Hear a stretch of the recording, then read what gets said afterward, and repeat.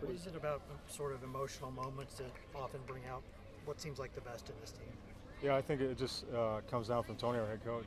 He's an emotional, passionate guy. I think when it comes to our players, he's in the trenches with us every day. I mean, in the cages, hitting fungo, throwing BP. So when they know everybody in the building is all in, I think it just goes to our players, and he allows them to play with the freedom and play hard and be themselves. And I think that's been our magic recipe since we've been here. After a tough Tuesday, tough Friday, how big was the bounce back? No, it's huge. I mean, no doubt about it. I mean, again, like wood that thing, whatever. I mean, last night, I think it was just great for our guys to take some good swings, be comfortable. I mean, those are some really good arms from face. I mean, the starter, 3-pitch mix, fastball breaking and change to both guys. The lefty had some really good stuff there late. So just guys just on the hunt. That's what we wanted. We talked about being aggressive. We tried to do on the bases. Burned us early on a hit and run attempt, but I think kind of pouring it on and staying on the gas was huge for us late in the game. Josh, what did it say about the guys just stay composed, stay kind of after it and go about business as usual after kind of the first inning? Yeah, I think, again, goes back to Tony. I mean, we talk about playing with emotion but not playing emotional. So I think at times last night, don't want to say that, but for whatever circumstances on a couple pitches here and there, guys were maybe a little more fired up. But just making sure we reset, get back, and know we got good players in that dugout and in that bullpen. So just play our game and do what we need to do. Yeah,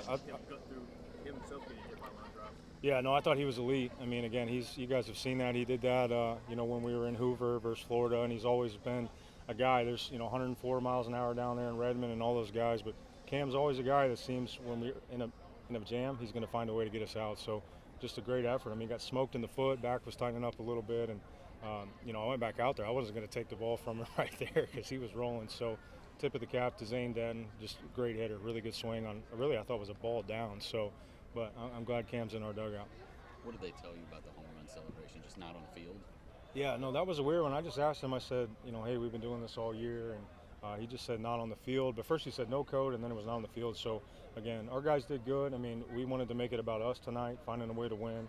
So not really wasting too much emotion on that and getting back to competing right there. Do you have any health updates on Camden or Chase? Yeah, I think Cam's fine. Chase, to be honest, I don't know. There's so many things going on during the game.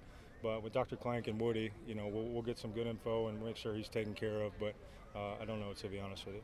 How much do you think changed for you when you kind of put on the manager hat for the game? I mean, how much does that, just from pitch to pitch, how much does that change your job, sort of? Yeah, no, I'm glad Tony does it, not me, to be honest. It's just a lot of things going on. Like usually, hey, I'm coaching third, running offense.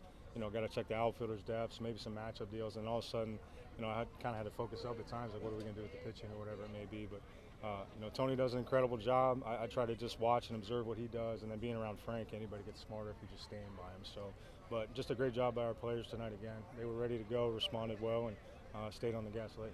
How did other roles change in the dugout with two coaches absent? Yeah, Chad was around helping out, and he's always done a great job. I mean, he's a Hall of Fame player at Memphis. Luke Bonfield's a guy that, he's one of my best buddies. He played for us at Arkansas. I think he's going to be a star in this deal. He was right there helping.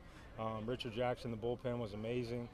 Just tell me how those guys are feeling, making sure they were ready to go. So there was a lot of people in there helping. So just a complete team effort tonight all the way around. It has been hard to keep the guys focused the last two nights with maybe some stuff surrounding the umpire Friday night and then today. No, I think it just goes back to, Tony hit it on the head in our team meeting, like, hey, just don't be emotional. Don't play emotional. That's not what we want. So, again, just hitting that reset button. Again, this is baseball. You're going to drop a game or two every now and then, right? But I think it's just another thing for later in the year. We can execute a little bit better at times, make a few better pitches, play better defense. So I think it's a good challenge for our guys to keep them hungry moving forward. Looked like Frank was pretty quick out of the dugout when Elander got hit. Do you know what was said or what kind of got that emotion from him? I don't. I just know Frank, he's in good shape. He runs. I think he told me he ran 3 miles this morning, so he got a couple more steps in. But, I don't know exactly what he said. I just know he loves coaching the pitchers. He's really good at it, and he's going to take care of his guys. So I think that's just another long line of as many times that he's done that. I'm sure you've seen a lot. I'm sure you've seen a lot on the baseball field in your career, but I guess where does tonight rank in terms of uniqueness for you?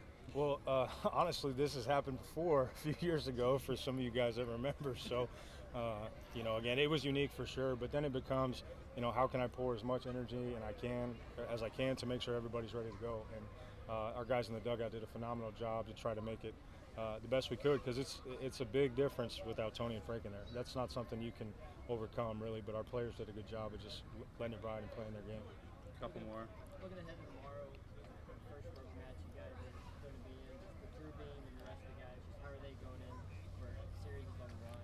Yeah, always feel good when Drew Beam's on the mound. I mean, we call him QB1. I mean, he's we'll think he'll be ready. You know, at the end of the day, I think it's Sunday is in our program. Coach Vitella talks about all the time. Is Sunday needs to be our day. So that's something that we talk about in the fall. We talk about in recruiting.